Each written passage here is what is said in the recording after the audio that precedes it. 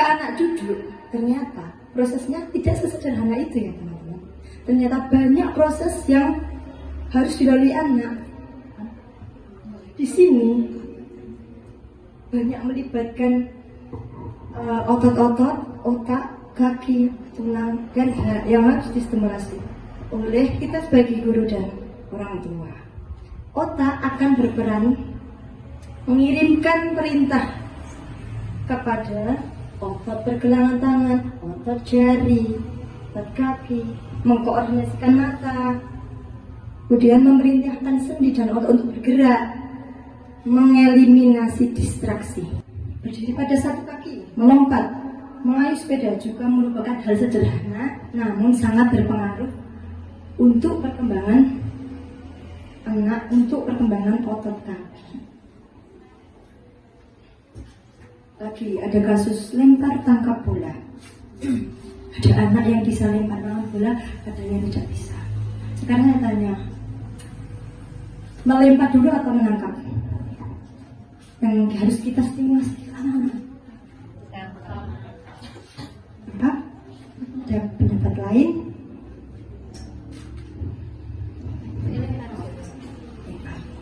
Iya, karena cuma ada dua ya. Melempar, ya harus kita stimulasi. Yang pertama adalah melempar. Kenapa kok melempar? Dengan melempar, kita itu jadi tahu mana targetnya, seberapa kuat lemparan kita, seberapa jauh lemparan kita. Yang berperan apa? Kekuatan tangan, gerakan tangan, benda. Makanya kita harus mengajari anak melempar dulu. Lempar, tak beraturan. Tidak apa-apa, beraturan dulu kemana aja bisa. Di sini motor itu berperan sebagai akar. Iya, dalam kualitas itu berperan sebagai akar. Kalau akarnya kuat, semua aspek bahasa, kognitif, sosial, seni akan terstimulasi dengan baik, akan menghasilkan buah. Buahnya itu yang akan kita petik adalah ini teman-teman. Dia mampu siap belajar di jenjang yang selanjutnya sebagai pendidik. Pendidik apa? Anak prasekolah, karena kita kan berada di TK.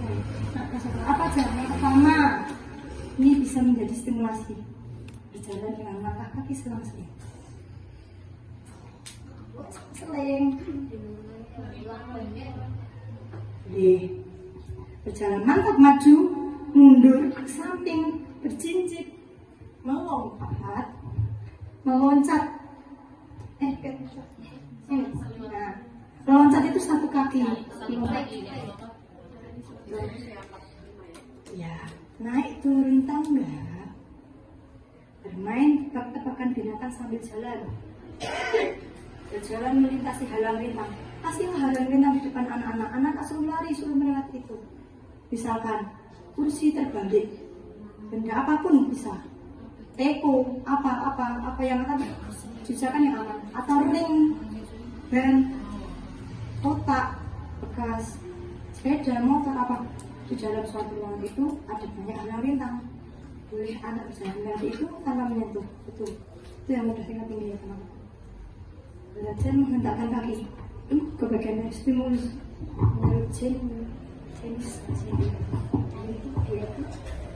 Yang kedua, berlari dengan kecepatan dan arah terkontrol. Berlari bisa kita lakukan dengan berlari sederhana, tidak berkompetisi. Silakan lari silahkan lari mengelilingi sekolah ini. Saya sudah melakukan setiap pagi. Silakan lari ke sana kemari, terserah. Pokoknya lari, anak silakan berlari. Berlari terarah. Silakan kamu lari dari sini sampai ujung sana, itu yang ada gilirannya. Lari zigzag, lari sambil bernyanyi juga bisa loh teman-teman, dilakukan stimulasi. Dan berlari sesuai iringan musik.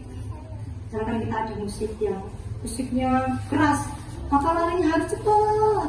Kalau musiknya nanti larinya pelan saja ya.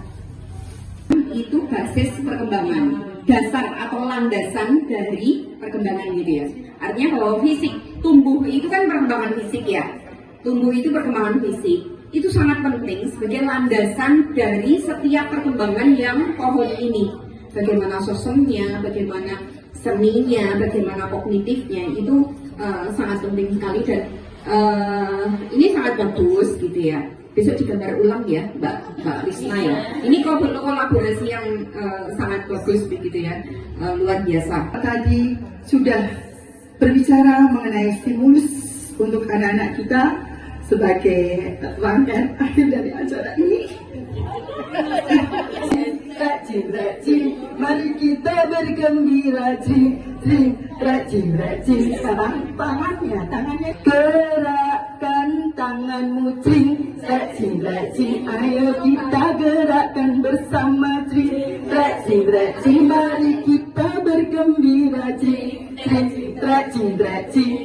Sekarang kaki, kalau kaki gini aja, siap, kakimu rajin, ayo gerakkan bersama, rajin, mari kita bergembira, rajin, gerakkan semua.